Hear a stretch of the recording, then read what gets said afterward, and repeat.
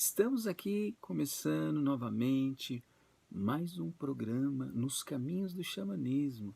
Espero que vocês tenham gostado do segundo episódio e me dediquei muito ali para mostrar questões muito interessantes para vocês.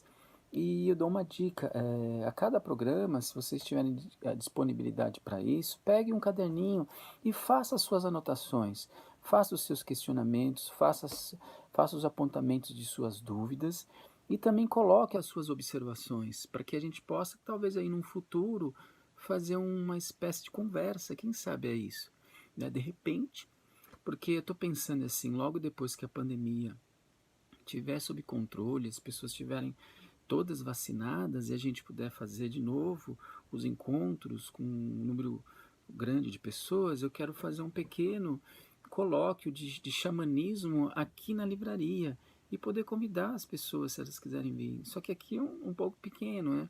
Eu consigo comportar ali no quintal onde eu possa fazer esses encontros, ou esse colóquio, ou esse pequeno ciclo de conversas, eu consigo comportar 20 pessoas, mas quem sabe? Ainda está longe, mas esse é um pensamento que eu quero trabalhar com ele. É o seguinte, primeiramente eu quero agradecer novamente a todas as pessoas envolvidas aqui no projeto do Caminhando, nos Caminhos do Xamã, né? A Cris Pascoal, a Cris de novo, e esqueci de novo, Cris, o seu sobrenome. A Cris é a que faz com que o vídeo, né, com que o vídeo ele chegue aqui no YouTube e passe para vocês esse conhecimento. Eu fiquei de anotar o sobrenome dela, mas eu acabei esquecendo. Mas tudo bem, na próxima vez eu faço isso. Quero agradecer também ao Wagner Frota, que vai ser meu entrevistado no próximo programa, pelos apontamentos que ele fez diante do primeiro episódio que ele assistiu, ao Rafael Pereira, da revista Alfa, que também produz e também edita a minha fala, o meu vídeo, essa conversa que a gente tem aqui. Então agradeço a todos vocês, né? E agradeço também, logicamente, aos telespectadores, não sei se é essa palavra que a gente fala, mas as pessoas que estão aí assistindo, prestigiando e tal. Agradeço também as pessoas que estão dando os likes, quando a pessoa coloca um positivo, porque ela gostou, achou interessante. Eu agradeço também as pessoas que deram os dislikes, né? Às vezes eu não entendo, porque assim fica uma coisa muito oculta, mas beleza, faz parte do jogo. Então agradeço a todos vocês.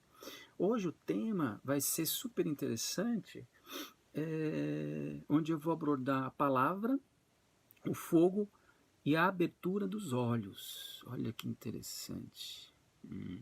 Então, assim, essa proposta de passar para vocês a nossa conversa mediante a um tema é muito instigante, não só para mim, como para vocês também. Então, eu vou tentar ser um pouquinho longo, um pouquinho rápido, porque eu falo muito, eu me alongo muito, tá? Então, a palavra xamã, na realidade, ela não é de origem ocidental, ela é de origem hindu, hindu oriental, ou hindu. Na realidade, assim, a Rússia ela é considerada Europa, né? Mas assim, essa palavra ela está entre a divisa, vamos falar assim, nos Alpes, naquelas montanhas da Sibéria e Tibete e Índia, né? Então a palavra xamã ela não pertence à cultura ocidental, vamos falar assim, né? Ela não pertence à cultura ocidental. Ela é de origem muito muito antiga, assim. Ah, se a gente for pegar a semântica, né, a tradução, né, a etimologia dessa palavra, a gente chega num significado muito interessante, né? Então ela vem da palavra samã ou xamã, né? Samã com S, xamã com X, é de origem de um povo que ainda existe, talvez um dos mais antigos povos ali do norte da Rússia siberiana, que são os Tungus. E é ainda uma outra coisa interessante, a tribo mais populosa da Sibéria. E a língua deles tem como origem a cultura Manchu, que também é uma cultura muito antiga. e significa aquele que vê. Xamã é aquele que vê. Olha que interessante, a palavra xamã. Vamos pensar que a palavra é um objeto semântico, tá? Um objeto etimológico, um objeto que traz um significado através da própria palavra. E muitas vezes até da onomatopeia pode acontecer isso também. Então, xamã vem do verbo sa, né? Que significa ver e conhecer. Então, a gente pode entender que a palavra na sua origem, lá atrás, na cultura indo-europeia, porque faz a divisa com o norte da Rússia, é aquele que vê, aquele que faz, aquele que conhece no escuro. Olha que interessante. Esse escuro, ele é colocado pelas pesquisas que eu venho fazendo. Por quê? Na maioria, na sua grande maioria, e talvez na sua totalidade, essas representações que foram feitas nas cavernas, elas foram feitas na escuridão. Então, assim, e a gente pode tentar chegar no entendimento do significado dessa palavra através dessas culturas, das culturas asiáticas, de uma forma geral, né? Das culturas siberianas, das culturas mongol, das culturas russas. Então, é uma palavra que não pertence à cultura ocidental. E aí, o que vai acontecer? O antropólogo ele vai, então, através dessa descoberta dessa palavra, ele vai inventar a palavra xamanismo. E aí causa uma grande confusão, porque se a gente for ver, o xamanismo, a palavra xamanismo, ela pode nos apontar um parecer muitas vezes reducionista para o próprio xamanismo, tá? Isso a gente pode falar até em outras vezes, né?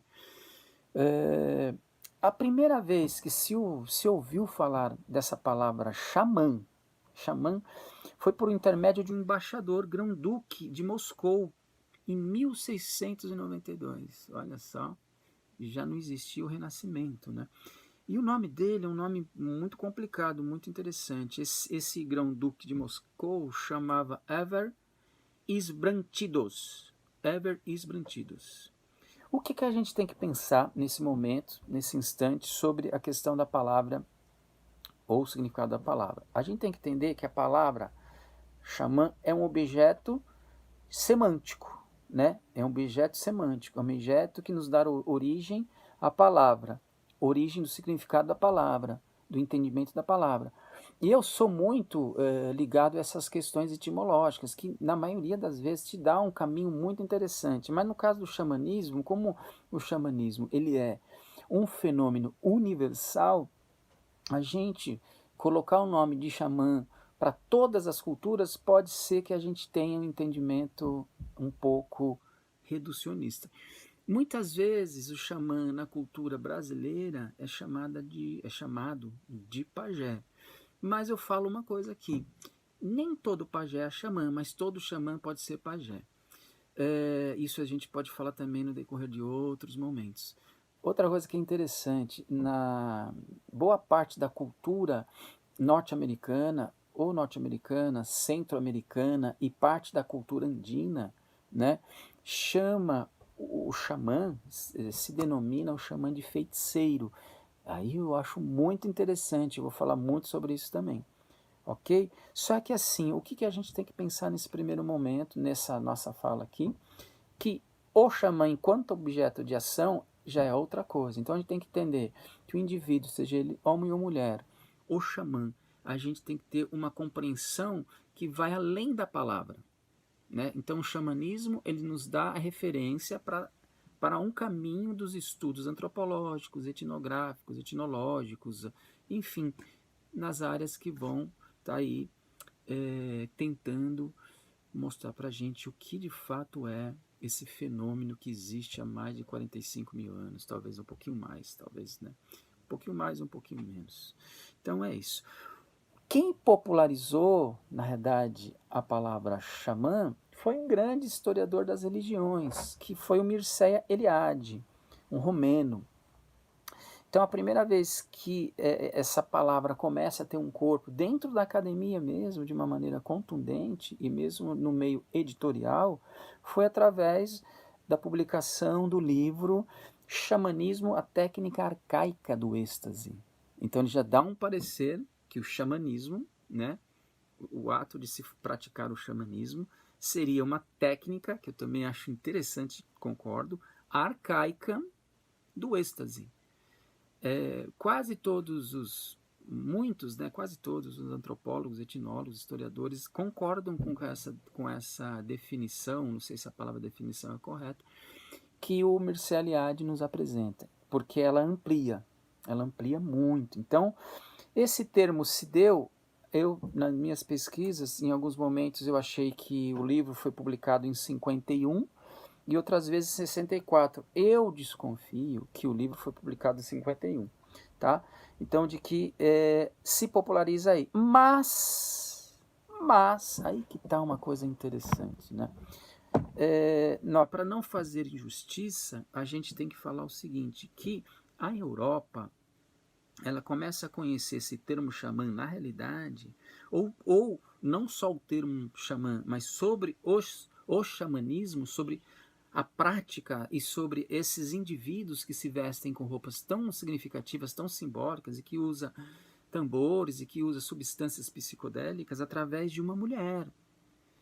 E olha que interessante, uma mulher que foi a primeira antropóloga do mundo. E foi a primeira antropóloga, a primeira pessoa representante da antropologia a conviver de uma maneira etnológica com uma tribo xamânica na Rússia, na Sibéria, né?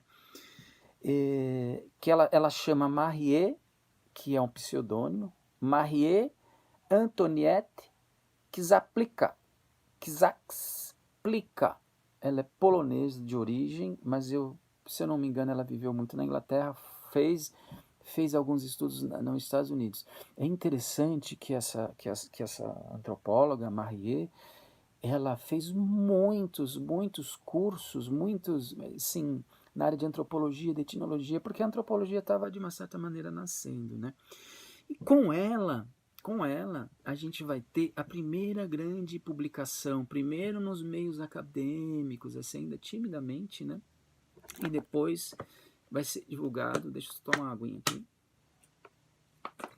para o mundo em 1914, um livro importantíssimo, relatando as suas experiências e os seus estudos com essa estadia que ela fez com os siberianos, com os xamãs siberianos. Então, assim, os primeiros detalhes que a gente tem sobre esse fenômeno, esse movimento, essa cultura, né, que é o xamanismo, foi através dela. Então, nós devemos muito a ela, muito. O próprio Mircea Eliade cita ela muito no livro. Para nossa sorte, uma editora super bacana publicou o livro dela em português. É um livro que é difícil de achar hoje em dia, ele é um livro que se esgotou, mas eu acho que dá para achar no site de livros usados. Eu dou a dica para vocês pesquisarem por lá. Vale a pena, é fenomenal. Ela é a primeira a dar as questões ligadas à própria questão dos rituais, das vestimentas, do tambor. São detalhes importantíssimos. Mas, infelizmente, gente, uma coisa que a gente tem que falar aqui, a sociedade, a gente sabe, ainda é machista, e naquela época, então, era pior. Era pior. Por ela ser mulher, ela teve pouco espaço, mas enfim, eu vou fazer um programa só sobre ela, em homenagem a ela, com várias imagens que ela merece, e divulgar mais o trabalho dela. Infelizmente, por esse sufoco machista da época, ela comete o suicídio. É muito triste você ver uma cientista, uma mulher, né, no início do século XX, que nos traz elementos importantíssimos para entender nossa cultura ligada ao xamanismo, e a gente bem sabe, eu venho sempre falando isso nas minhas palestras, que o xamanismo é a base da construção da civilização, ou das civilizações, e mesmo da humanidade. Então, assim, eu prometo para vocês que vou dedicar um programa só para Marie, e merece e tem que ser feito. O Mircea Eliade, ele levanta a ideia dele e do xamanismo, das pesquisas dele do xamanismo, através dos estudos das religiões. Então ele entende o xamanismo, de certa maneira, como um elemento religioso. Não que ele define que o xamanismo é uma religião, mas ele vai por esse viés porque ele tinha esse caminho por percorrer, né? O xamanismo, ele não é uma religião, isso eu vou falar daqui a pouco, tá? Mas para a gente ter como referência de estudos históricos, na maioria das vezes, se vocês forem pesquisar, vocês vão sempre procurar a história das religiões para tentar descobrir materiais de pesquisas, vai ser por esse intermédio, ou etnologia das religiões, tá? Agora é o seguinte, falando isso aqui, eu não vou me estender muito. O xamanismo é um termo correto para os xamãs pelo mundo? O que vocês acham? Será que é? Eu acho que não, né? Na verdade eu não acho, eu percebo que não. Por quê? Eu vou falar isso para vocês mediante algumas pesquisas que eu venho fazendo, porque o termo xamanismo ele pode, como eu disse para vocês, dar um entendimento reducionista, né? Então, assim, o xamã, o xamanismo, o xamã, vamos falar assim, ele se manifesta, como já falei no primeiro episódio, ali nas estruturas ocultas, vamos falar assim, misteriosas, dentro das cavernas, né? E aqueles elementos de grafismos, onde ele representam muitos animais, e muitos elementos geométricos, que é interessante também, é nesse período aproximado de 12.000 a 35.000 anos. Antes disso, eu lembrei de uma coisa. Tem um antropólogo importante, se eu não me engano ele é inglês, o Michel Lipinski-Naxon. Ele lá já falava, mesmo antes de ter muitas informações, ou uma informação mais contundente sobre a palavra xamã, ele sempre falava que o xamã é aquele que vê as coisas, que tem tudo a ver com o significado que a gente falou agora há pouco, eu falei agora há pouco sobre a palavra xamã. Por que o termo xamã talvez seria um termo muito reducionista com relação ao xamanismo pelo mundo? Porque cada cultura tem o seu xamanismo. E cada cultura traz na sua língua, né, e são várias línguas, só no Brasil, se a gente pegar a quantidade de etnias indígenas, de culturas indígenas que existe no Brasil, é gigantesca ainda, né? Espero que continue, porque como está indo as coisas, está bem difícil. Mas enfim. E dentro dessas culturas tão variadas no nosso território brasileiro, até mesmo no território da América de uma forma geral, da América do Sul na parte de cima, né? Você tem uma quantidade de línguas significativas, e essas línguas, elas dão os nomes para esse xamã, se ele é uma mulher, um nome particular que a gente desconhece. Agora, o que é importante? A gente ter a palavra xamanismo como referência de estudo, para a gente poder ter uma referência de estudo. Então não seria incorreto, de forma alguma, se alguém chegasse e falasse que o xamã ele é um feiticeiro. E eu vou falar sobre isso daqui a pouquinho. O xamanismo, já que eu falei sobre isso, né? O xamanismo é uma religião? Não, o xamanismo não é uma religião, e muito menos a matriz ou uma matriz das religiões, não. O xamanismo ele é uma estrutura que a gente não consegue dar uma definição, né? Nós podemos, de fato, entender o xamanismo, entender o que é o xamã.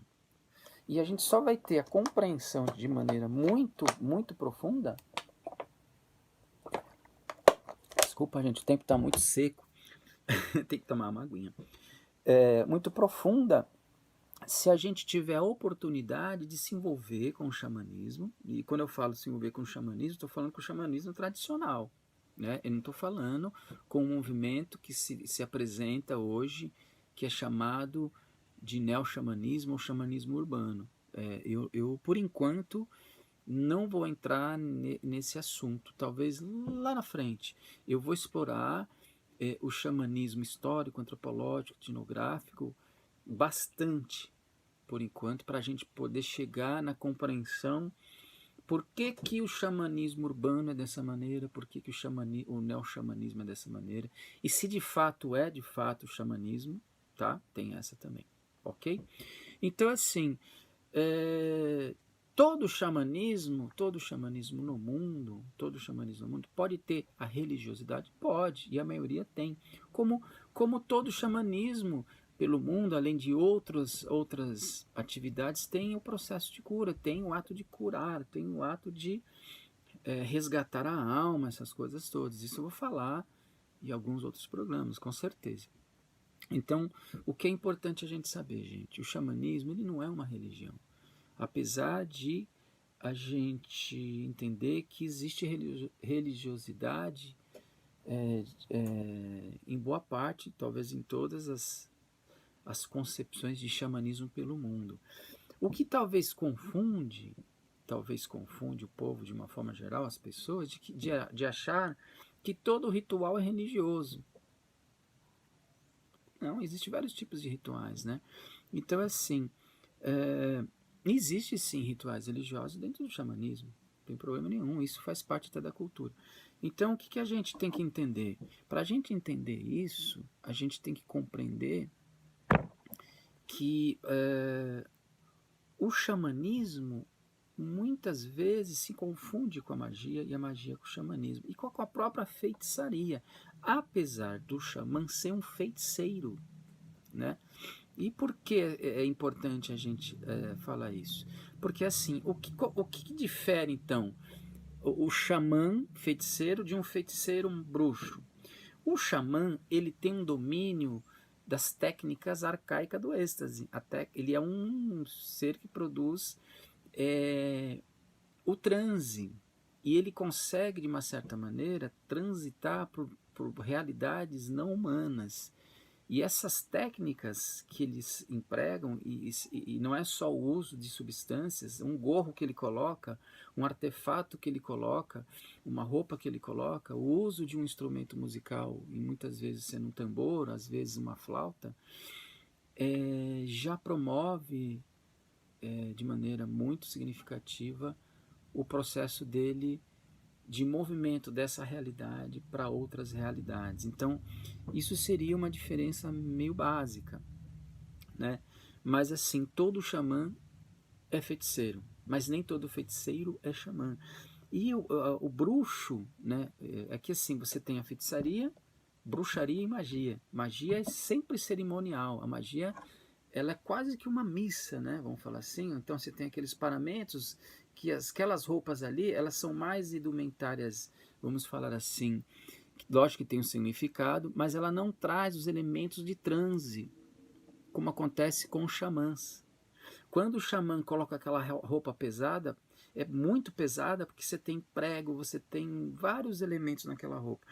Toda aquela estrutura simbólica de objetos, de adereços que tem na roupa de por exemplo, de um xamã siberiano, o ato dele colocar aquela vestimenta já provoca nele uma alteração química, física e biológica no corpo.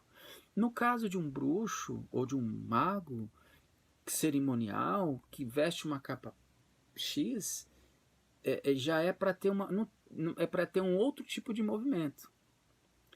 Então, assim, não existe, não quero também ser injusto, né? Enfim, não existe essa profundidade simbólica, epifânica no vestimento, na vestimenta do xamanismo tradicional, vamos falar assim.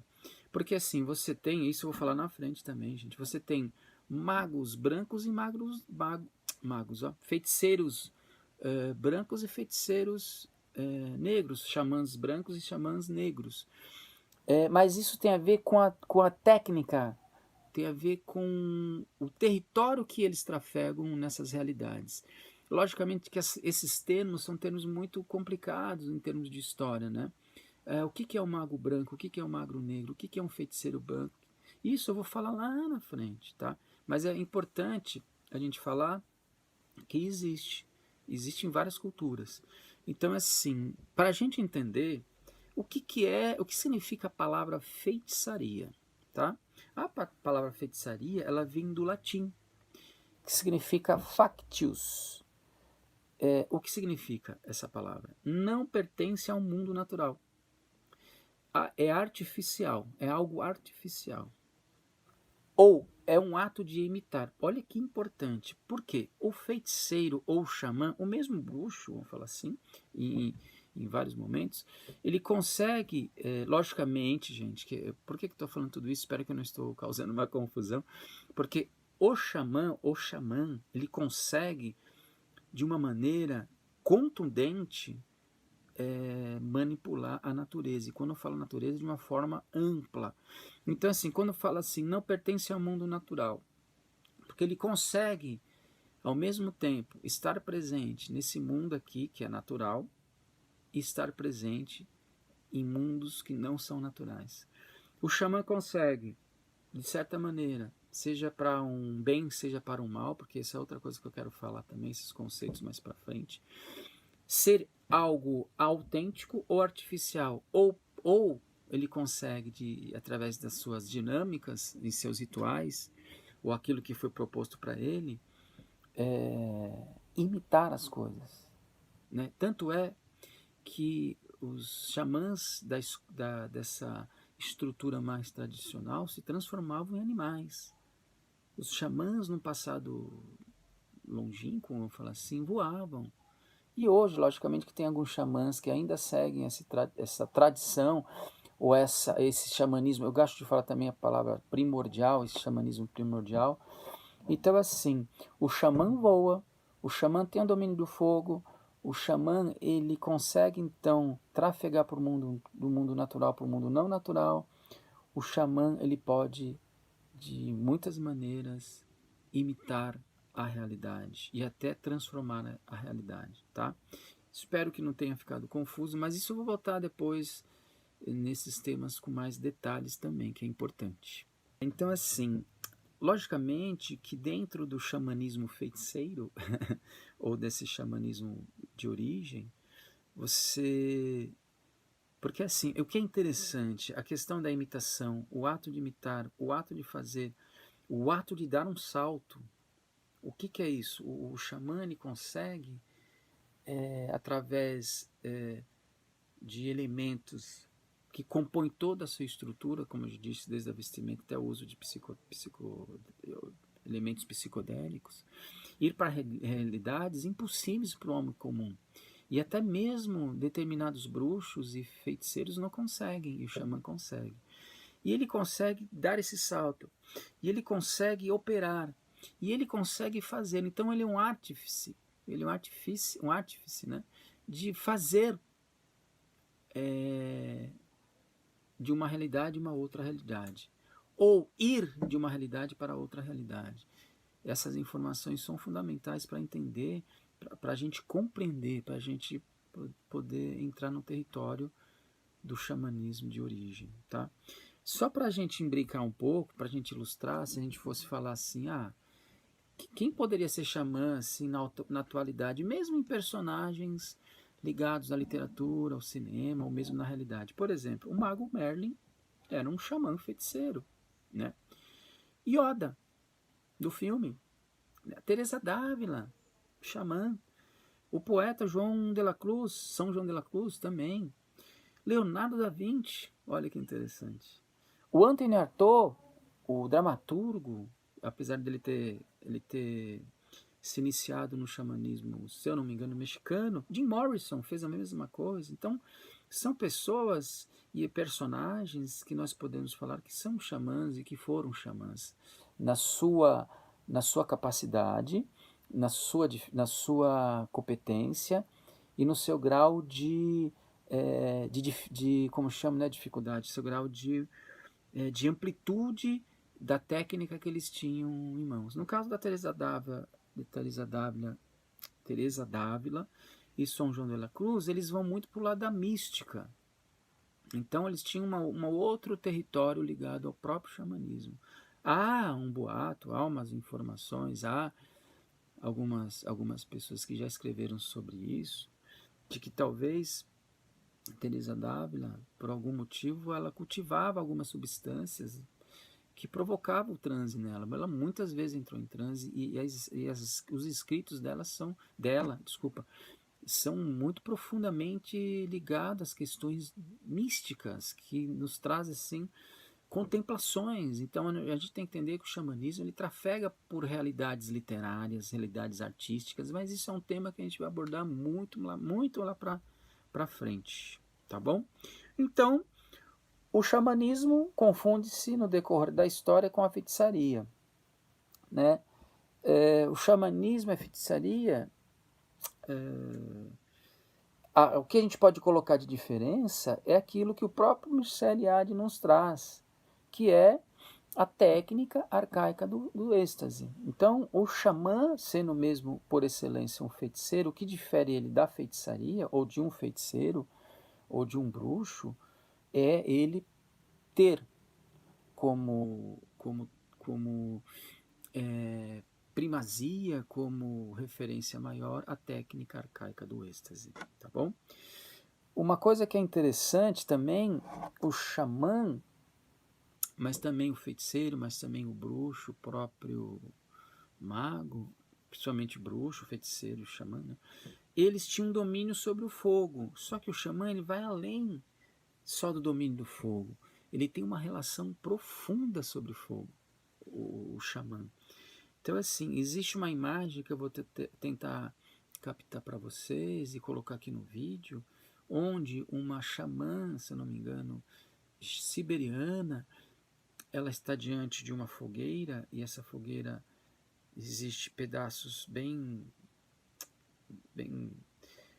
salientes de madeira, e quando essa madeira se torna um carvão em brasa, ela pega e ela come, ela engole o carvão. E eu quero mostrar algumas fotografias, se eu conseguir, eu ponho aqui para vocês.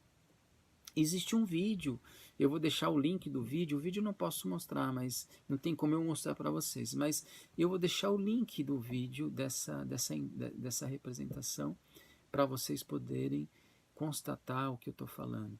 É muito interessante. Esses xamãs, seja ele homem ou mulher, depois de vários processos ali, por horas, depois de ter usado, né, já está com a vestimenta, já está com tudo que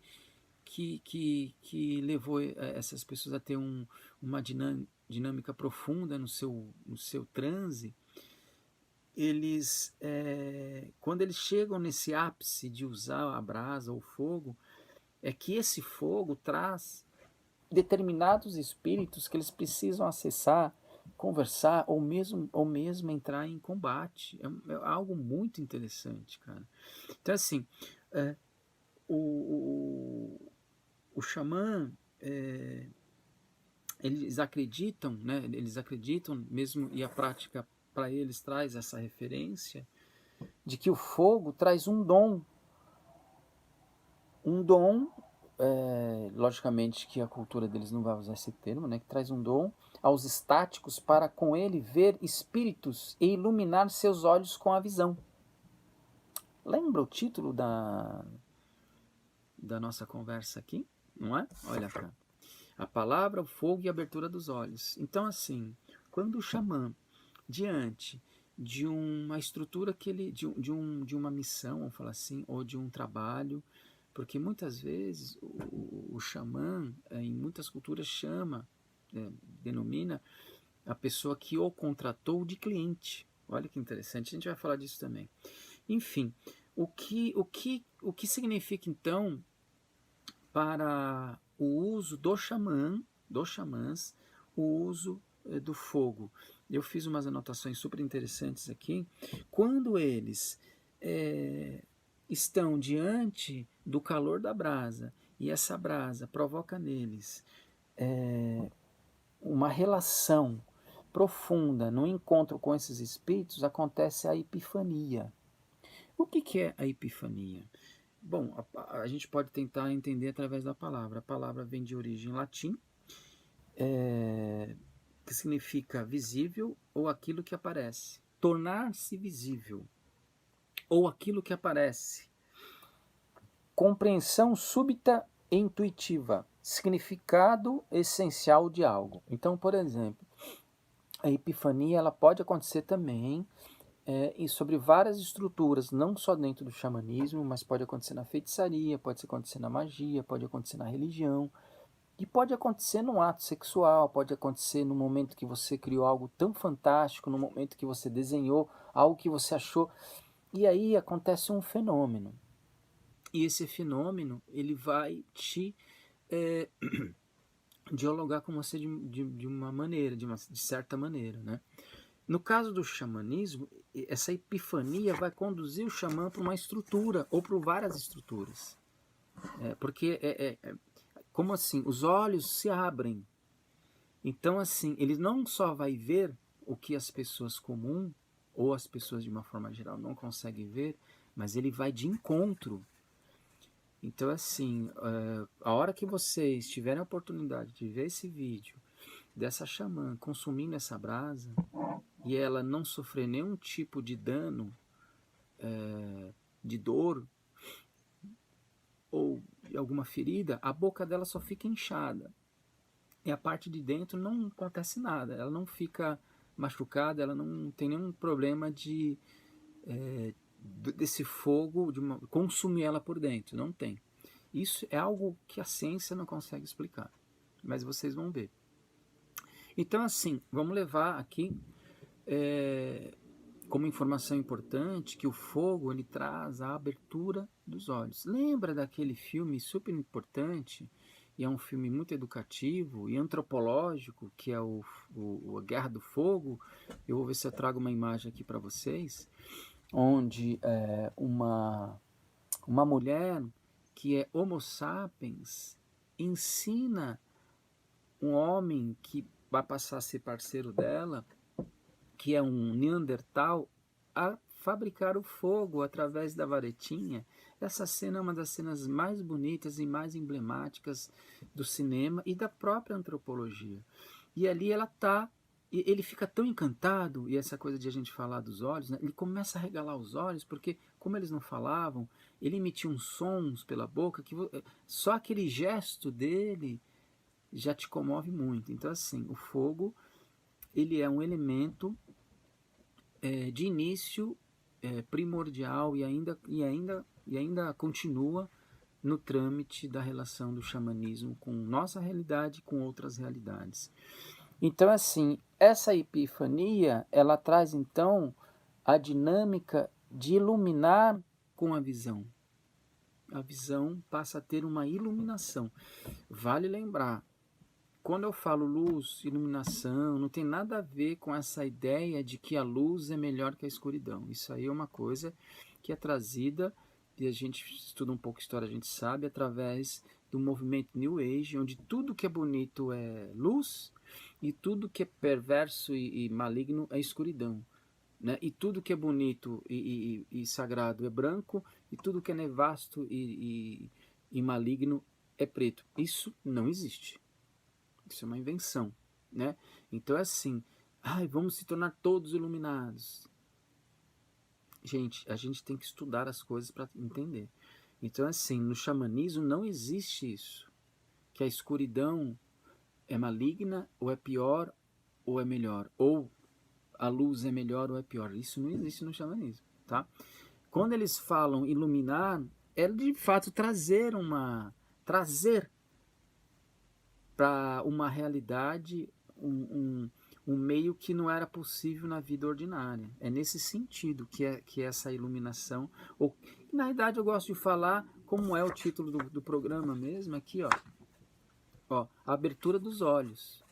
Então acho que essa fala ela é mais interessante. Então assim, essa abertura com a visão através da epifania, quando se usa o fogo nas entranhas do corpo desses indivíduos. É muito interessante. Tem uma coisa aqui que é legal. Alguns xamãs da Europa tinham uma relação tão profunda com o fogo, olha que interessante, que muitas pessoas, às vezes, os espíritos do fogo os tomavam. E olha só, quando os espíritos eles estavam presentes diante dessa dinâmica, dessa atividade de consumir o fogo, olha que interessante, quando os espíritos estavam em movimento ali no corpo daquela pessoa, aquele fogo lá dentro dela, olha só, essas pessoas liberavam chamas pelo nariz, pela boca, pelo corpo, durante os rituais ou sessões de cura ou cerimônias. Isso, se acontece aqui na cidade, no meio urbano, a gente vai ficar totalmente assustado, mas isso é possível. Vale lembrar que existem muitos registros de pessoas que morreram de autocombustão, o corpo pegou fogo. Isso é um grande mistério para a ciência, mas isso tem relatos. Eu tenho aqui na minha biblioteca a coleção completa da revista Planeta pequenininha, e tem muitos relatos de pessoas que entraram em combustão. É uma coisa esquisitíssima, mas interessante. E talvez tenha a ver com essa questão do próprio fogo, né? Então, por exemplo, essa chama que come a brasa, ela não sente nada, como eu falei, os lábios ficam de fato inchados, mas não há queimadura no corpo interno. Mas se uma pessoa comum for fazer isso, ela morre. Ela morre. Então, há um processo químico no corpo desses indivíduos que ainda a biologia não consegue nos dar um parecer. É isso que é o xamanismo, gente. É por isso que é difícil de definir o xamanismo, falar sobre o xamanismo. Como você pode chegar para um biólogo e falar que uma mulher ficou ali por meia hora comendo brasa? Ele vai falar, não, essa mulher vai morrer. Não morre, tá? Essas informações são importantes para a gente entender a profundidade do que é o próprio xamanismo. O que é esse ato, então, de consumir o fogo? É o ato de buscar o calor místico. Então, assim, é o domínio também de outras categorias, porque esse domínio do calor místico, ele não está somente associado ao xamanismo, mas também a algumas técnicas de feitiçaria ou de bruxaria. Mas, de uma forma geral, o xamã ele tem por excelência esse domínio. Porque o fogo é um elemento imprescindível no xamanismo e na própria feitiçaria, de uma forma geral. Agora, olha que interessante. Desculpa. O calor é algo que impulsiona o transe na relação com os espíritos, como eu tinha falado. Então, quando ela começa, aquela pessoa que eu falei que come a brasa, quando ela começa a ingerir, e ela dá risada, e ela fala, porque eu não entendo a língua siberiana, ela fala assim como se estivesse acontecendo uma coisa normal. Muito interessante isso aí, sabe?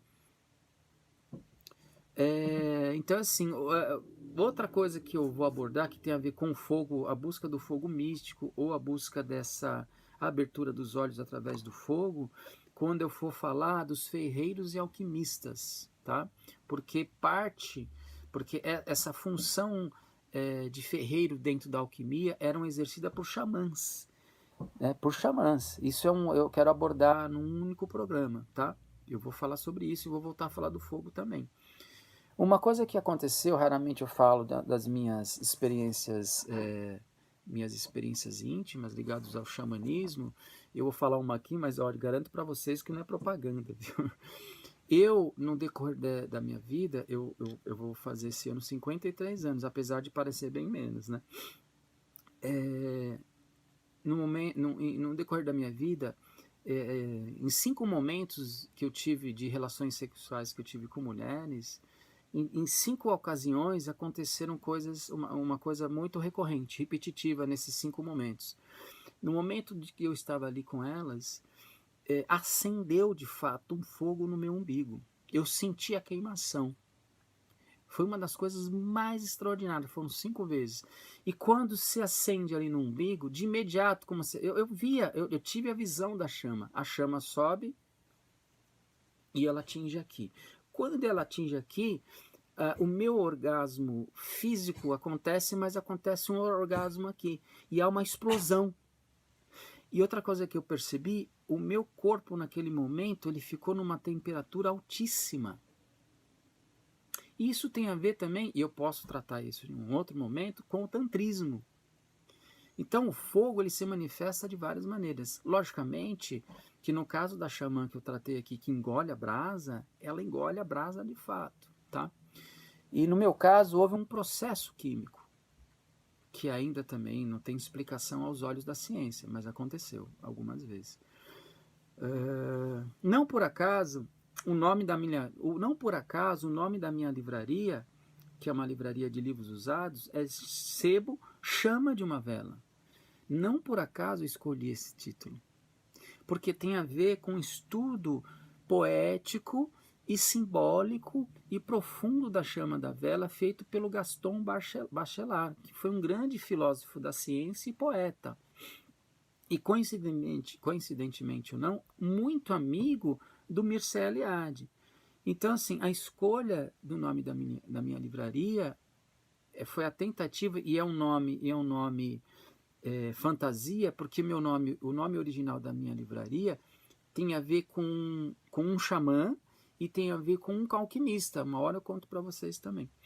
Daqui a pouco eu conto, na verdade. Então, assim, Chama de uma Vela, que é o nome de um livro do próprio Bachelard, eu posso aqui depois passar a imagem para vocês, faz esse estudo poético, místico, da chama no nosso mundo, da relação da chama, da vela, com o homem, com o mundo, com a poesia, com a mística, com a magia, com a feitiçaria. Muito interessante.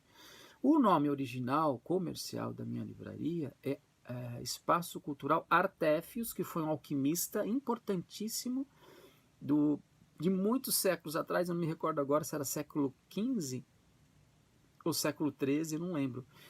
E Lúlio, que foi um grande místico cabalista, também importantíssimo. Então, não é à toa que eu escolhi esses nomes, porque tem tudo a ver com o próprio xamanismo, tá? Uma curiosidade para a gente poder fechar essa nossa conversa desse terceiro programa. Olha que interessante, muitos bruxos e feiticeiros, até mesmo xamãs, para que o corpo dele tivesse, então, uma situação de calor, já que ele não tinha o recurso do fogo, eles comiam pimentas super picantes, ou algumas plantas muito ardentes, e bebiam água com sal. E aí provocava, então, um aquecimento, um calor no corpo, para que eles pudessem, então, realizar os seus feitos, seja ele de feitiçaria ou outras habilidades que eles estavam ali na organização dos seus atos mágicos, assim. Então é o seguinte, gente. Eu quis apresentar nesse programa para vocês um pouquinho, eu sei que o tempo é um pouco curto, né? Espero que eu não tenha falado rápido, porque dessa vez eu consegui abarcar, acho que praticamente tudo que eu pensei para falar com vocês aqui. Eu estou escrevendo um livro, isso que é importante falar, que tem a ver até com essa questão da abertura da visão, né? Da abertura dos olhos, eu estou escrevendo um livro, já vai fazer 3 anos, acho que mais. O título é A Humanidade Adormecida, onde eu vou falar de xamanismo. Em alguns capítulos eu vou falar dos fenômenos aliens, mas o objetivo é falar sobre xamanismo. Por que esse título? As pessoas, de forma geral, elas estão num estado de sono, de uma forma geral. Elas não estão despertas, vamos falar assim. Os xamãs estão lúcidos o tempo inteiro. Eles estão com os olhos abertos. Então, por isso que eu vim escolher o título desse meu livro, que, quem sabe, ano que vem, eu publico ele e vocês vão ter em mãos. Nos 2 últimos vídeos, né, nos 2 primeiros programas que eu fiz, eu falei da ausência e presença do humano. Então, para fechar essa nossa fala, esse terceiro programa que eu faço com tanta dedicação e carinho para vocês, eu queria só apontar uma coisa. Então, assim, como eu levantei ali que no primeiro programa a gente tinha a ausência e a presença do humano na relação xamânica diante daquelas estruturas tão magníficas de pinturas feitas naquelas cavernas, eu coloco o seguinte: o humano está humano está quando ele exerce a pintura ritual ao mesmo tempo. Então, o humano está presente quando ele exerce a pintura. Quando o humano, que é o xamã, está ali diante daquelas rochas, dentro de uma caverna, exercendo a pintura. Mas, ao mesmo tempo, ele está ausente, porque ele traz no corpo dele um outro personagem, que é o próprio xamã, em condição, é o próprio indivíduo, em condição de xamã. Então, a ausência humana, a presença dos xamãs é quando ele próprio... Ixi, gente, me atropelei aqui. Eu escrevi, mas escrevi tudo errado. A ausência humana, quando os xamãs apresenta ele próprio como um não humano, e sim um ser antropomorfo. Ah, entendi. Então é assim, a ausência humana é quando ele se representa enquanto animal, tá? Enquanto animal, um ser antropomorfo, com cabeça de, no caso da Lascaux, né, com cabeça de animal e corpo humano. E a presença do humano é quando ele se manifesta através da pintura. E a ausência e a presença são constantes no xamanismo, porque ele está humano e está xamã, em vários momentos. E essa dinâmica é interessante, que o xamã tem sob controle, tá? A invisibilidade que eu falei no segundo programa é quando o xamã assume a realidade dele enquanto não humano. Ou seja, o corpo humano dele está na invisibilidade com relação a nós, na realidade humana. Então, assim, quando ele acessa o que a gente vai chamar de duplo. E eu vou ter um programa, né, mais pra frente, que eu vou falar sobre o duplo. Gente, eu quero agradecer mais uma vez, com todo o carinho, com todo o afeto, a presença de vocês. Dessa vez eu acho que eu alonguei um pouco esse programa aqui, mas eu faço com muito carinho. Peço que vocês se inscrevam no canal, deem a sua curtida. Eu vou deixar meus contatos sociais e virtuais para que vocês, se vocês tiverem a necessidade e a vontade de me conhecer, estão lá. Desejo a todos sempre curiosidade, carinho e pesquisem, estudem. É tão prazeroso, é tão bacana e estou aqui para servir vocês. Um forte abraço e tudo de bom. Até a próxima. Valeu, obrigado.